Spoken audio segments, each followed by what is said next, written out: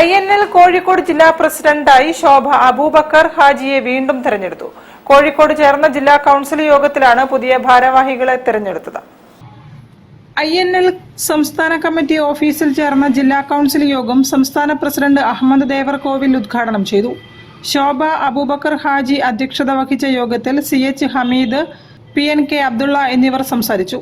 സംസ്ഥാന general secretary Kasim Irikkur തെരഞ്ഞെടുപ്പ് നിയന്ത്രിച്ചു.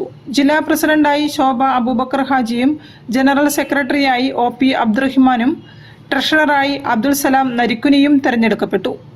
Airline Azeez, TP Abubakar Haji, CK Kareem, TK Nasar, TT Kunhammad master, PP Abdulla Koya, C Abdurahim, Siraj Moodadi എന്നിവരാണ് മറ്റ് ഭാരവാഹികൾ.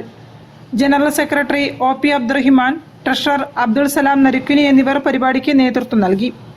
News bureau, Kozhikode. Cultural forum Kerala ഏർപ്പെടുത്തിയ മധു മാസ്റ്റർ